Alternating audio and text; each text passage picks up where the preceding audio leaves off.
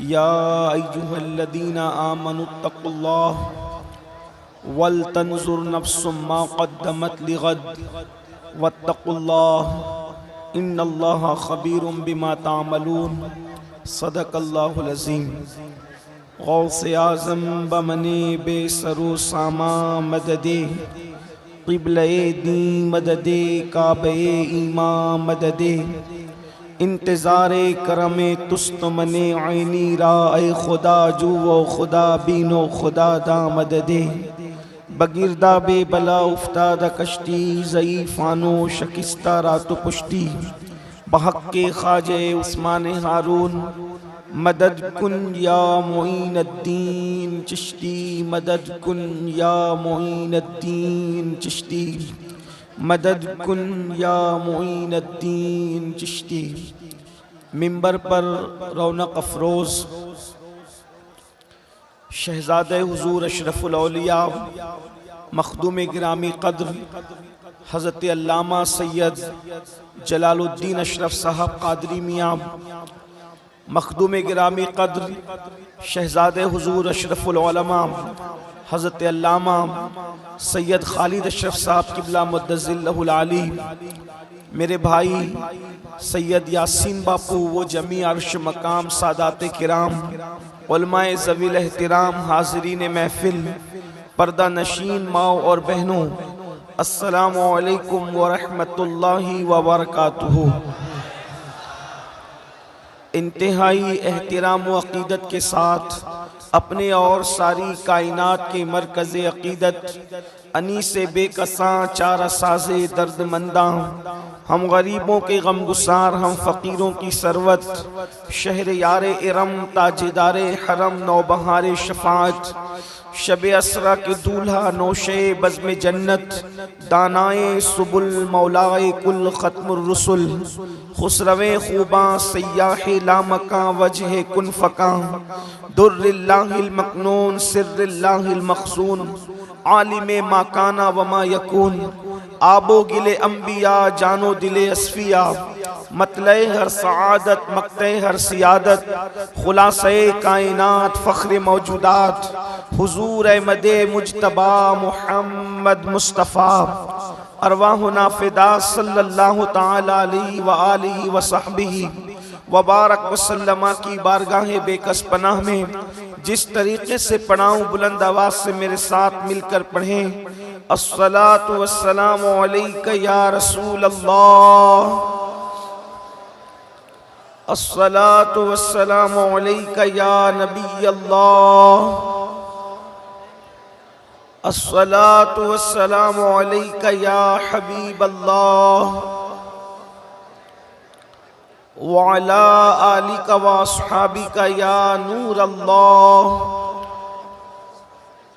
सल्लल्लाहु ताला अलैहि वसल्लम।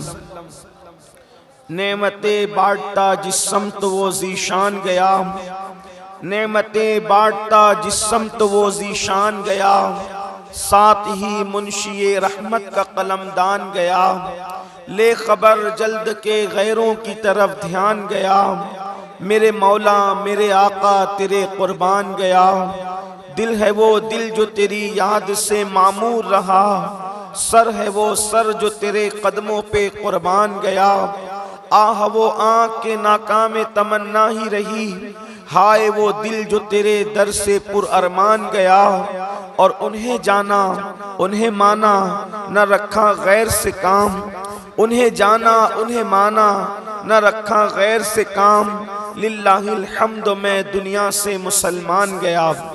अल्हम्दुलिल्लाह, इस वक्त हम सब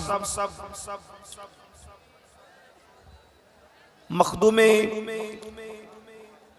सिमना रहमतुल्लाहि ताला अलैह के मखदूम, उनके पीरो मुर्शिद हुजूर सैयदी मखदूम अलाउल हक पंडवी रहमतुल्लाहि ताला अलैह के कदमों में उनके उर्स सरापा कुद्स के मौके पर मौजूद हैं, और साथ ही साथ हुजूर अशरफुल औलिया रहमतुल्लाहि ताला अलैह का 25वां उर्स भी मना रहे हैं। मुझसे पेशतर आपने बहुत बड़े बड़े उलमा, खुतबा, मुहक्किकीन और दानिश्वरों से उनके खिताबात समात किए हैं और अब फजर का वक्त बिल्कुल करीब से करीब तर है। बहुत मुख्तसर वक्त के लिए मैं आपकी खिदमत में हाजिर हूँ। और उसका मकसद क्या है? और उसका मकसद ये नहीं है कि हम भीड़ इकट्ठा कर लें और जमा होकर के फिर मुंतशिर हो जाएं, बल्कि उर्स भी एक मकसद के तहत किया जाता है। हमारे बुजुर्गों ने, बुजुर्गान दीन के आरास की जो बिना डाली है, उसका मकसद ये है कि ये बुजुर्गान दीन जिन राहों पर चलकर, जिन खुतूत को अपने लिए उन्होंने मिशाले राह बनाया, उस पर चलकर वो अल्लाह तक पहुँचे, उनकी जिंदगियों का तस्करा किया जाए और वो किस तरीके से कामयाब हुए, उन्होंने किस तरीके से इस्तिकामत फिद्दीन का मुजाहरा किया, उन्होंने किस तरीके से अल्लाह के दीन पर अमल किया, उन्होंने किस तरीके से दीन की खिदमत की। ये सारी चीज़ों को बयान करने के लिए, ताकि हमें एहसास हो कि ये अल्लाह का दीन जो हम तक पहुँचा है वो सिर्फ चंद रसूमात की बुनियाद पर नहीं, बल्कि इसमें किसी का खूने जिगर है, इसमें किसी की शबाना रोज मेहनतें हैं। इसी पंडवा शरीफ की सरजमीन को आप देख लें, तकरीबन आज से कमोबेश 7 सदी पहले एक मर्द कलंदर आया होगा और आने के बाद आज जब इस इलाके का ये हाल है, यहाँ की संगलाखी का ये हाल है, यहाँ की अनपढ़ और नाखानदगी का ये आलम है, तो आज से 7 सदी पहले इस इलाके का हाल क्या होगा। और अल्लाह अकबर, एक अजनबी दयार से एक मर्द कलंदर आता है। जब आज ये जंगल है तो उस वक्त इसके जंगल होने का आलम क्या होगा। लेकिन अल्लाह वालों ने रातों दिन मेहनत करके अपने इलाके को छोड़कर, अपने रिश्तेदारों को छोड़कर, अपने खित्ते को छोड़कर, अपने कबीले को छोड़कर, अपना सब कुछ छोड़कर वो यहाँ आए और अल्लाह के दीन की आबियारी की और कुफ्रिस्तान में उन्होंने इस्लाम का अलम लहराया। हमारी कितनी अजीम जिम्मेदारी है कि इन अल्लाह वालों के नुकूशे पाक को अपने लिए हिर्ज़े जान बनाए। आइए, मैंने जिस आये करीमा की तिलावत की है उस ज़िम्न में इंसान को क्या पैगाम दिया जा रहा है, उस पर कुछ बात अर्ज करके अपनी बात मुकम्मल करूं। मेरे प्यारे आका सल्लल्लाहु अलैहि वसल्लम के प्यारे दीवानों, इंसान कल का प्लान बनाता है, इंसान फ्यूचर का प्लान बनाता है, इंसान भविष्य का मंसूबा बनाता है, जिसकी जिंदगी में मुफक्किरीन कहते हैं कल का मंसूबा न हो, कल का प्लान न हो, वो इंसान कामयाब नहीं हो सकता। एक ताजिर है अच्छा तो उसके पास कल का कोई प्लान होना चाहिए। एक तालिब इल्म है अच्छा, उसके पास कल का प्लान होना चाहिए। एक मुफक्किर है अच्छा, उसके पास कल का प्लान होना चाहिए। दुनिया की कौमें कई सदियां पहलों का प्लान तैयार करके अपनी जिंदगी को गुजार रही है। सिर्फ कौम मुस्लिम है जिसके पास कल का कोई प्लान नहीं है। लेकिन याद रखें, लोग कल का प्लान तैयार करते हैं और करना भी चाहिए। आज एजुकेशन में मेरा ये हाल है, आने वाले कल में कैसा होना चाहिए। आज तिजारत और माल में मेरा ये हाल है, आने वाले कल में कैसा होना चाहिए। लेकिन एक बात आपसे अर्ज करना चाहता हूँ, कल का प्लान तैयार करने वालों, फ्यूचर का प्लान तैयार करने वालों, जिंदगी में कल कभी नहीं आता। जिंदगी में हमेशा कल आज बन करके आता है। लेकिन एक कल ऐसा है, एक कल ऐसा है जिसका आना बिल्कुल जरूरी है, जिसका आना यकीनी है। कल का सूरज हम देखेंगे या नहीं देखेंगे इसकी कोई गारंटी नहीं है। लेकिन एक कल ऐसा है जिसको सब देखेंगे, उसका किसी को इनकार नहीं है। और उस कल की हमने क्या तैयारी की है। हर कल की तैयारी करने वालों, हमने उस कल की क्या तैयारी की है जिस कल का हाल ये है जिसके अंदर एक माँ अपने बेटे के काम नहीं आएगी, एक बाप अपने बेटे से दूर भागेगा, एक दोस्त अपने दोस्त का दुश्मन बन जाएगा, कोई किसी के काम नहीं आएगा। वो कौन सा कल है? तो कुरान उस कल के बारे में कहता है, या अय्युहल्लज़ीना आमनु तक़ुल्लाह वल तंजुर नफ्सुम मा क़द्दमत लिग़द वत्तक़ुल्लाह इन्नल्लाह ख़बीरुम बिमा तामलून। कि ईमान वालों, अल्लाह से डरो और कल के लिए क्या रवाना कर रहे हो, कल के लिए क्या भेज रहे हो। इस सिलसिले में गौर करो, अपनी जान के लिए, अपने नफ्स के लिए तुमने कल के लिए क्या अमल किया, क्या रवाना किया, उस सिलसिले में गौर करो। वो कौन सा कल है जिसकी तैयारी का हुक्म कुरान दे रहा है? वो कौन सा कल है जिसके लिए अपने नफ्स की तैयारी के लिए कुरान हमें दावत फिक्र दे रहा है? हाँ, वो वही कल है जिसको मैदान महशर कहते हैं, जिसको यौम हिसाब कहते हैं। मेरे आका अलैहिस्सलाम के प्यारे दीवानों, अपने कमरों की एसी में आखिरत को भूलने वालों, पर राहतों के अंदर आखिरत को भूलने वालों, खाने पीने में आखिरत को भूलने वालों, जिंदगी की रंगरेलियों में आखिरत को भूलने वालों, मुझे बताओ उस कल के लिए हमने क्या तैयारी की है जिसके लिए कुरान कह रहा है कि तुमने कल के लिए अपने नफ्स के लिए क्या रवाना किया? अल्लाह अकबर। बड़ी माजरत के साथ, आज तो बड़े धड़ल्ले के साथ हम कहते हैं, अरे मौलाना छोड़ो, कयामत में जो होगा देखा जाएगा, जो होगा देखा जाएगा। याद रखना, मस्जिदों को वीरान करके ये कहने वालों कि जो होगा देखा जाएगा, मस्जिदों को वीरान करके कहने वालों जो होगा देखा जाएगा, दाढ़ियां मुंडाकर रसूलुल्लाह की सुन्नत को गटरों में डाल करके ये कहने वालों कि जो होगा देखा जाएगा, कानों में ईयरफोन लगा करके गाने सुनने वालों ये कहते हो जो होगा देखा जाएगा। अब आइए मैं आपको बताऊं, शायरी की दुनिया अलग है, हकीकतों की दुनिया अलग है।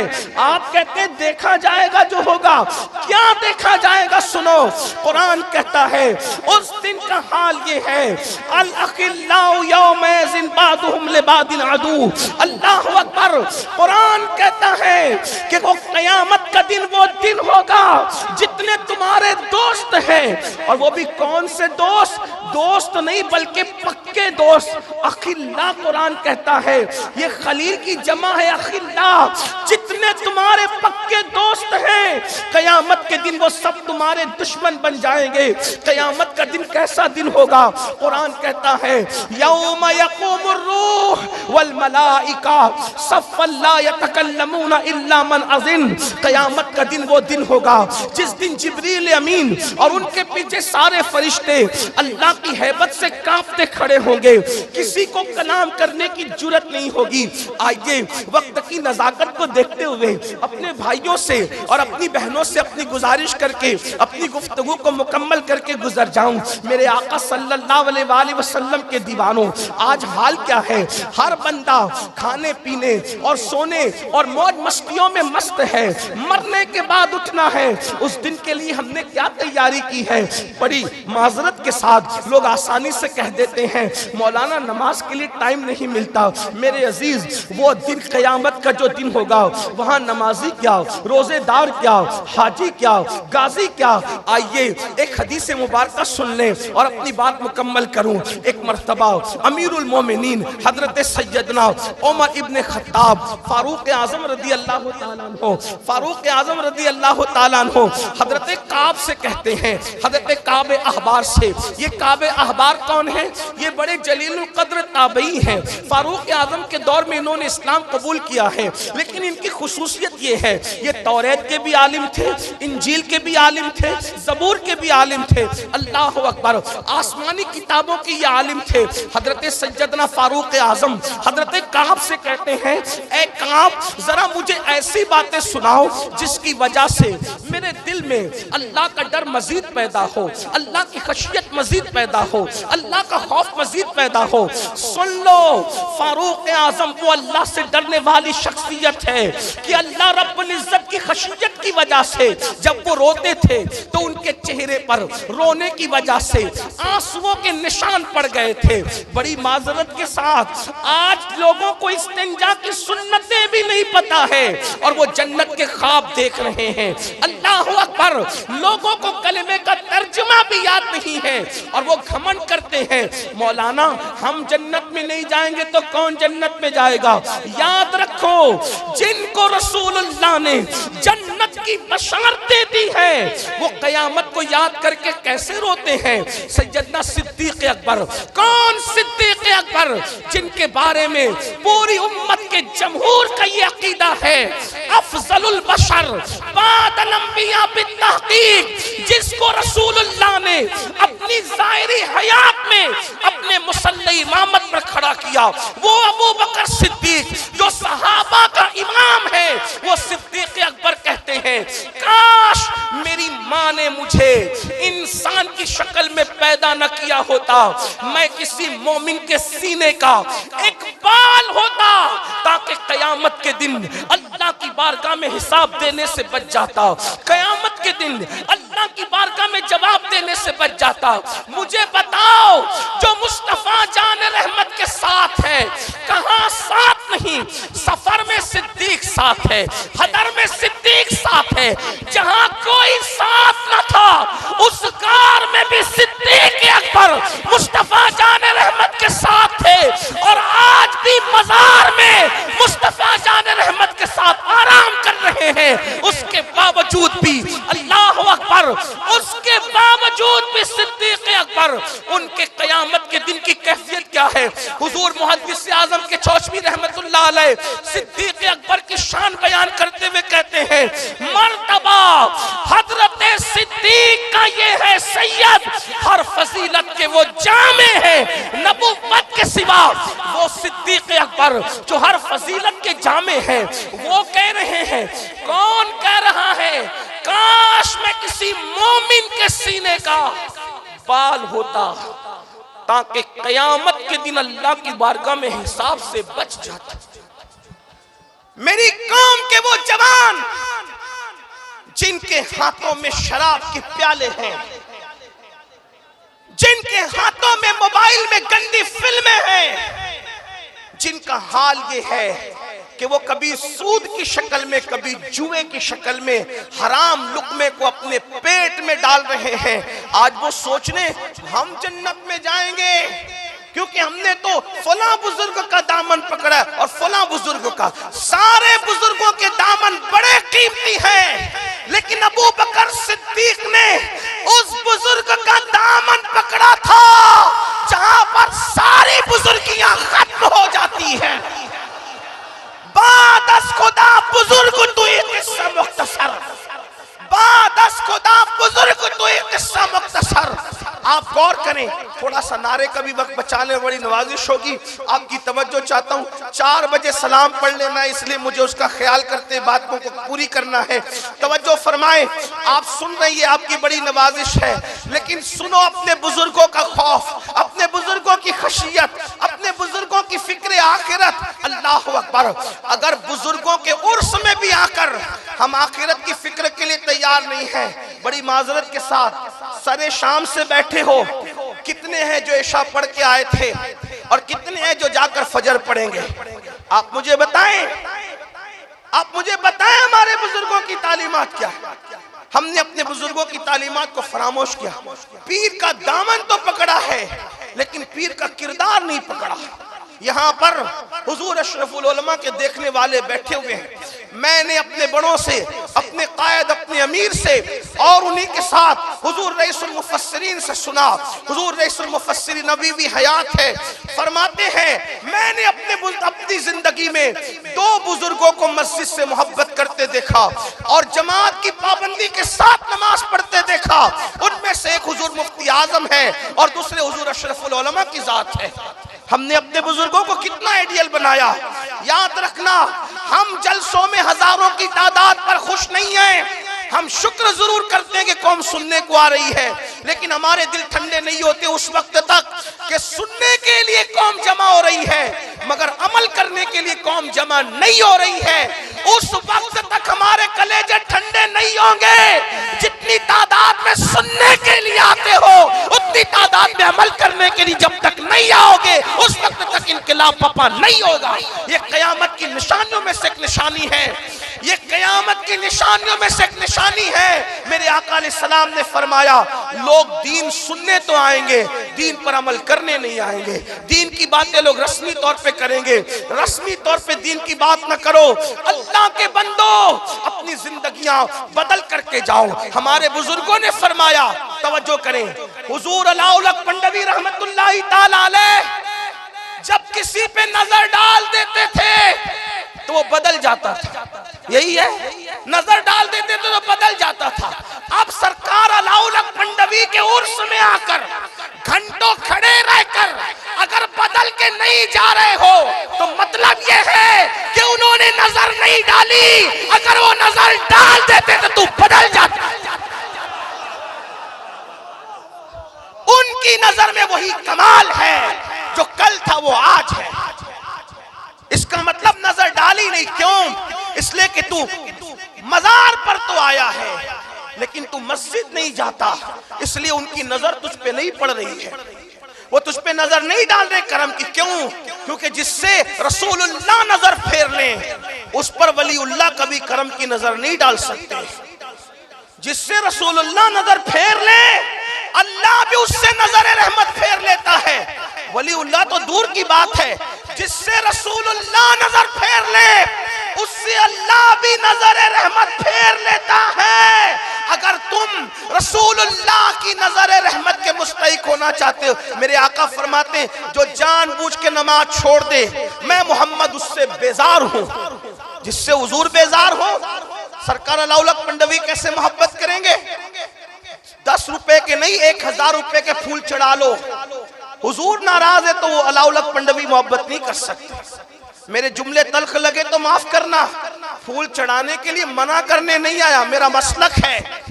हम जिंदा हैं तो फूल हैं और अंदर जाएं तो भी फूल हैं, मैं मना करने नहीं आया, लेकिन ये कहने आया हूं पीर के मजार पे बाद में फूल डालो, पहले सजदा करके रसूलुल्लाह की आंखों को ठंडक पहुंचाओ।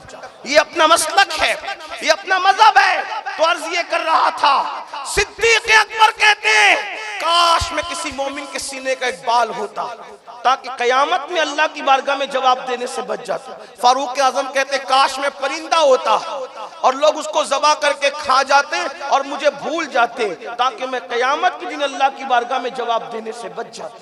मौलाए कायनात सैयदुस सादात अली के मुर्तजा, जिसके खानदान की मिसाल कोई ला सकता है?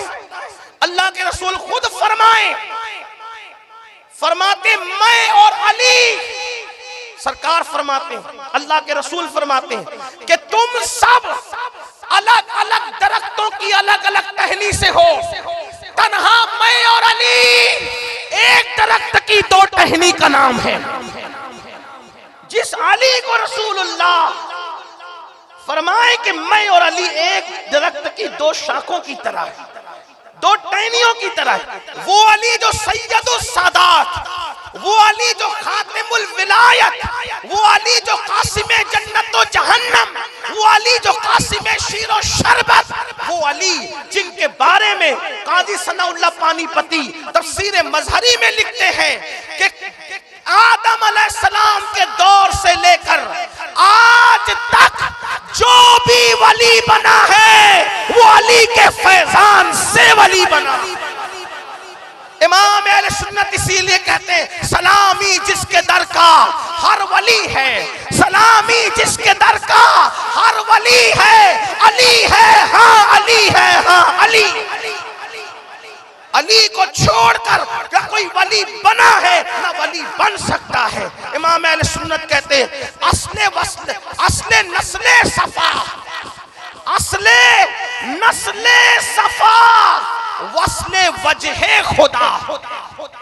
कोई इसकी तशरीह करे, असले मुहक्किक असर मुफ्ती रज़ाउल हक साहब की तवज्जो चाहता हूं, माशाअल्लाह बड़े अजीम मुहक्किक है।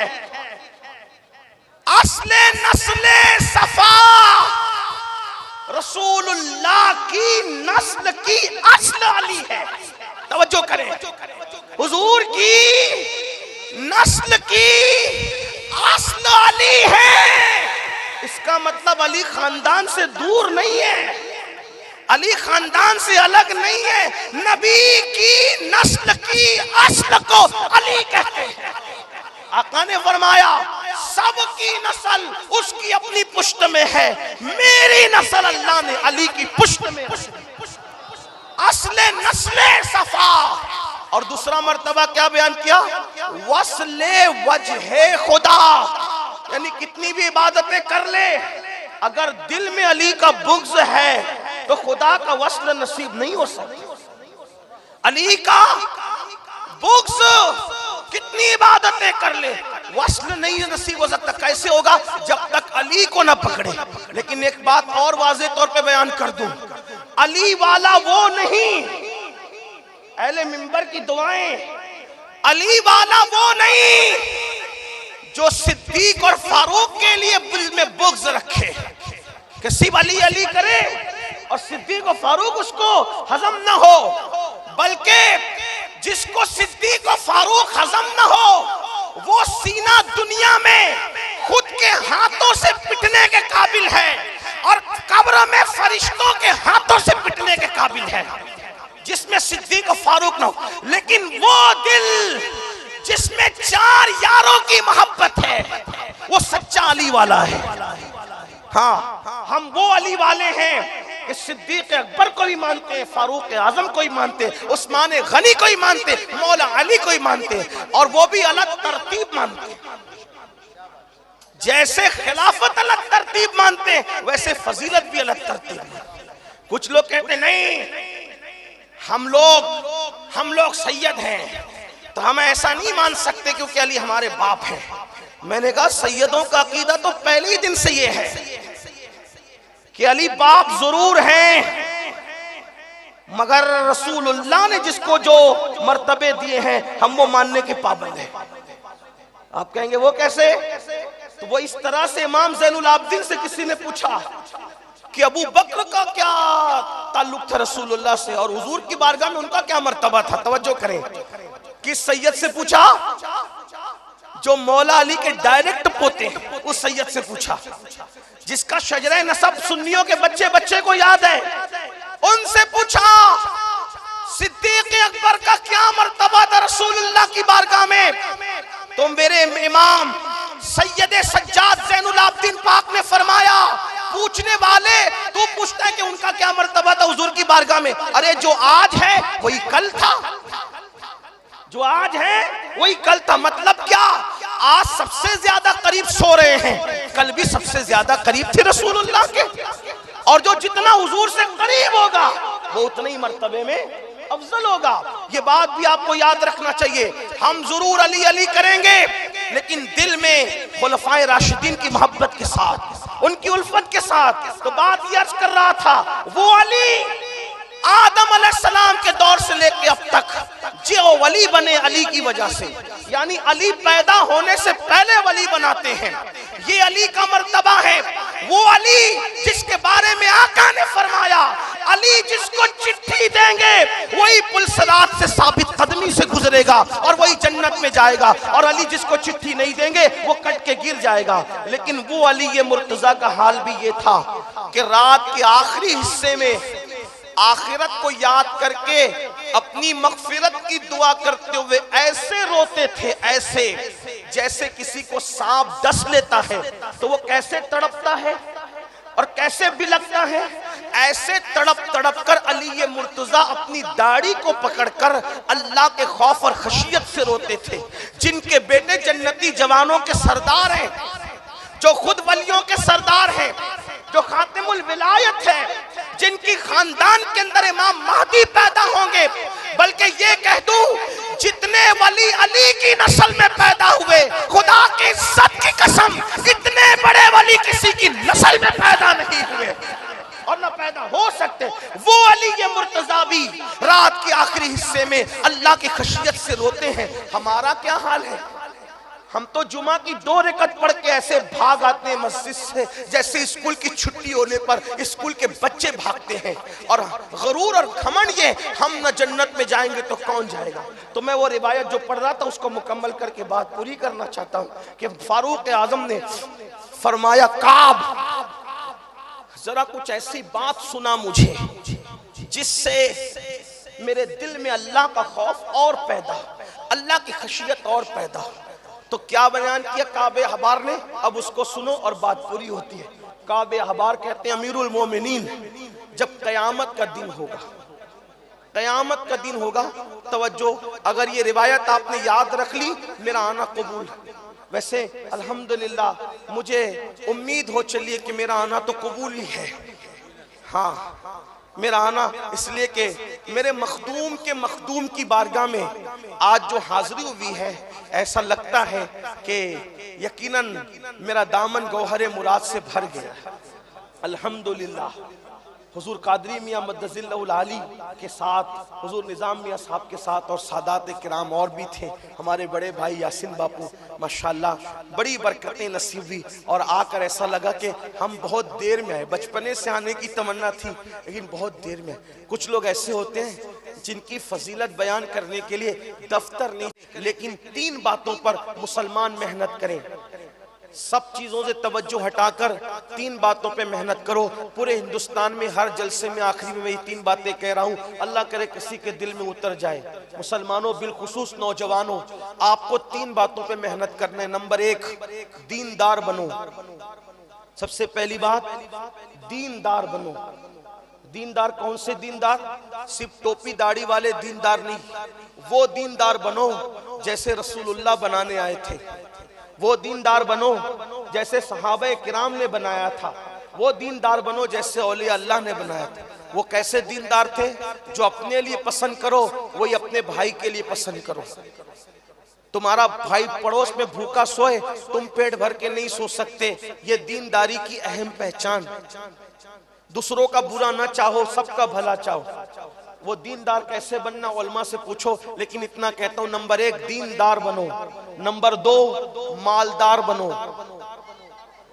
मालदार बनना है, पहले दीनदार बनो फिर मालदार बनो। आप कुछ लोग आने आपको सबक पढ़ा दिया, नहीं मौलाना हमारे नबी तो बड़े गरीब थे, बड़े मुफलिस थे और वो पेट पे पत्थर बांधते थे। ये सब झूठ है। हमारे नबी कोई गरीब नहीं थे, कोई मुफलिस नहीं थे, बल्कि हमारा अकीदा ये है, हमारे नबी जितने मालदार थे उनसे पहले इतना बड़ा मालदार दुनिया में कभी नहीं आया और ना क़यामत तक उनके बाद इतना बड़ा मालदार कोई आ सकता है। आप कहेंगे ये खाली अकीदतें, अकीदतें नहीं हकीकतें हैं। इसलिए कितने वो मालदार क्यों इतने थे पता है?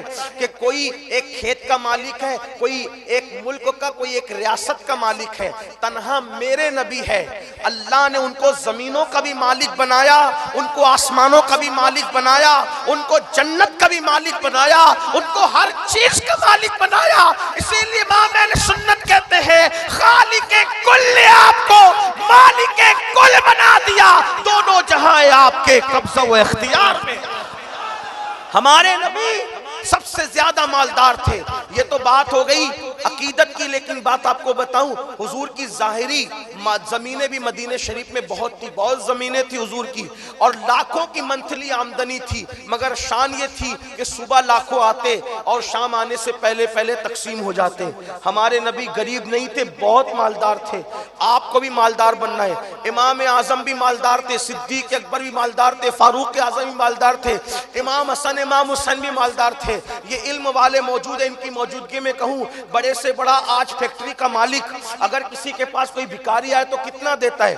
अगर 500 देगा ना, पीर को भी तो दिखा के देता है। भिखारी की बात जाने दो, पीर को भी देता है। तो सोचता है कि 4 मुरीद देखे कि मैंने पीर को 500 दिया। यही है ना, भिखारी को तो कोई जल्दी 500 देता भी नहीं। अब आपसे पूछता हूँ, इमाम हसन और इमाम हुसैन के पास भिखारी आते हैं तो एक एक वक्त में इमाम हसन और इमाम हुसैन 50-50 हजार दिरहम लोगों को अता कर देते हैं। तो जो गरीब लोग होंगे वो फकीरों को 50,000 देंगे, बल्कि अल्लाह की कसम 50,000 देकर साथ में चिट्ठी लिख कर भी देते हैं, माफ करना अभी इतना ही है, अगर और होता तो और अता कर देते। हमारे यहाँ गरीब कौन है? सब तो मालदार लोग। आप भी मालदार बनो, लेकिन जुए से मत बनना, शराब के धंधे से मत बनना, सूद के धंधे से मत बनना। मोबाइल का इस्तेमाल कम करो, फेसबुक का इस्तेमाल कम करो, यूट्यूब का इस्तेमाल कम करो। वक्त का सही इस्तेमाल करके 8 घंटे की बजाय 16 घंटे मेहनत करो और मालदार बनो। अल्लाह तुम्हें तरक्की देगा। इन बुजुर्गों से दुआ लो, जो अंदर है उनसे दुआ लो, जो ऊपर है उनसे दुआ लो। और दुआ लेने का तरीका आपको बताऊं, हमारे मखदूम सरकार मखदूम अशरफ जहांगीर समनानी फरमाते हैं, बुजुर्गों से कुछ लेने जाना है, तवज्जो करना, तवज्जो है आपकी। फरमाते हैं बुजुर्गों से कुछ लेने जाना है तो जब भी बुजुर्गों से मिलने जाओ तो खाली हाथ ना जाया करो। जो खाली हाथ नहीं जाता वो खाली हाथ वापस भी नहीं आता। इसलिए जमीन के ऊपर है बुजुर्ग तो भी खाली हाथ ना जाओ, जमीन के अंदर है तो भी खाली हाथ ना, कुछ ना कुछ उनके लिए लेकर के जाओ। तो मालदार बनो। नंबर 1 दीनदार, नंबर 2 और नंबर 3 एजुकेशन पे मेहनत करो, अपनी कौम को एजुकेट करो, कोई जाहिल न रहने पाए, कोई अनपढ़ न रहने पाए। बड़ी माजरत के साथ अपनी मस्जिद का मीनार 2 करोड़ का बनाने की बजाय 1 लाख का बनाओ और बाकी की रकम अपनी कौम की तालीम पे खर्च करो।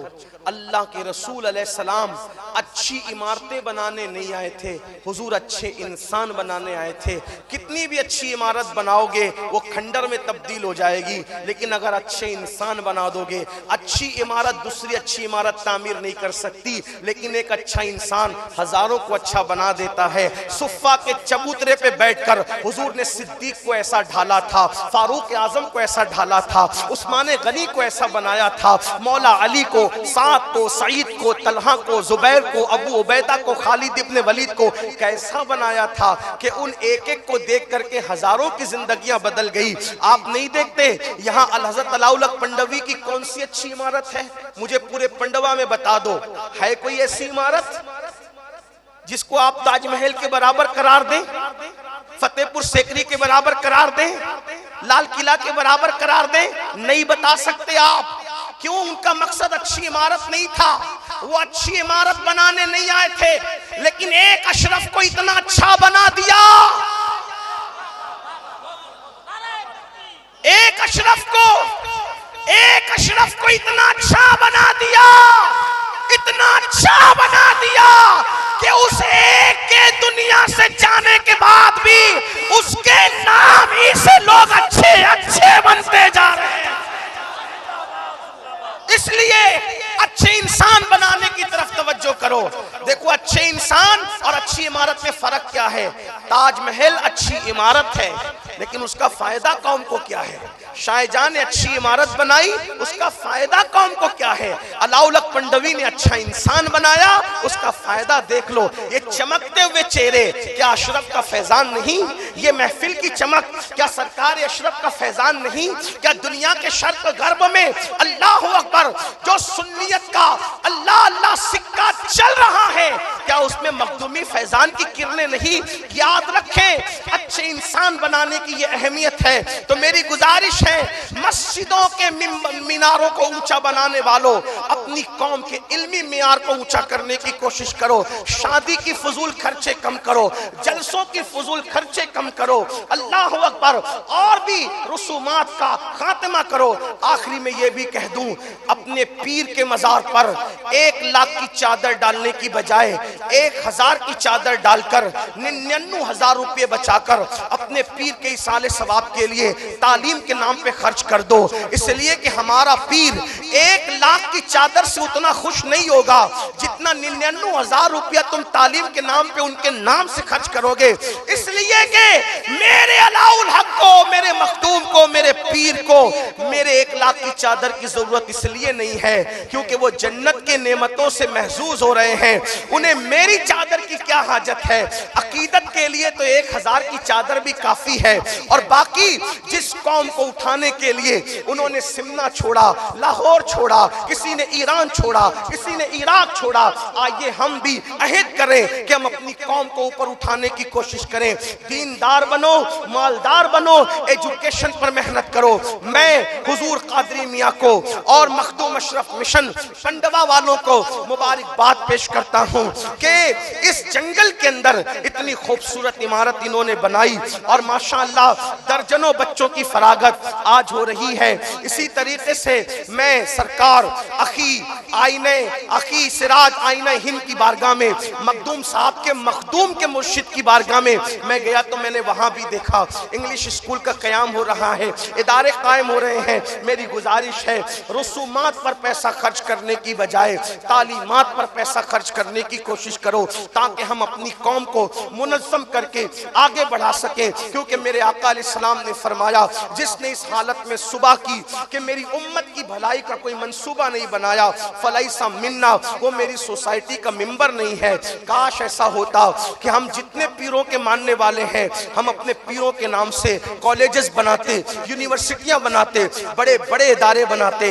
याद रखिए, गुंबदों की तामीर के साथ साथ हमें चाहिए कि हम इदारों की तामीर के लिए कमर कस लें, ताकि हमारी आने वाली नस्लें इल्म के जेवर से ऐसी आरास्ता हो जाए कि जिधर रुख करें उधर इनकलाब पैदा हो। लोग कहते हैं हम इसलिए नहीं पढ़ाते कि नौकरी नहीं मिलती। मेरे भाई, हम नौकरी के लिए नहीं पढ़ाते, हम अपने बच्चों को अच्छा इंसान बनाने के लिए पढ़ाते हैं। अनपढ़ का बोलना और पढ़े लिखे के बोलने में फर्क है। अनपढ़ के उठने बैठने में, पढ़े लिखे के उठने बैठने में फर्क है। अनपढ़ की तिजारत करने में, पढ़े लिखे के तिजारत करने में फर्क है। इसलिए अपने बच्चों को इसलिए पढ़ाओ कि वो लोग जो हैं वो आला तालीम हासिल करके अच्छे इंसान बने। आधी रोटी खाना पड़े तो आधी रोटी खाओ। हमारे महरेरा के मशाइख ने नारा दिया, आधी रोटी खाएंगे, बच्चों को पढ़ाएंगे। अगर आधी रोटी खाना पड़े तो आधी रोटी खाओ, लेकिन अपने बच्चों को जरूर पढ़ाओ। ये चंद मारूजात थे जिसे मैंने अपने दर्द दिल को आपके दिलों की चौखट पे पेश किया, इस उम्मीद के साथ कि अल्लाह ताला हम सबको अमल की तौफीक अता करे। गुफ्तगू के दरमियान अगर कोई गलती हो, अल्लाह ताला अपने हबीब सल्लल्लाहु अलैहि वसल्लम के सदक़ो तुफ़ैल माफ़ फरमाए। अस्तग़फिरुल्लाह रब्बी मिन कुल्लि ज़म्बिन व अतूबु इलैहि व मा अलैना इल्लल बलाग। अस्सलामु अलैकुम व रहमतुल्लाहि व बरकातुहू।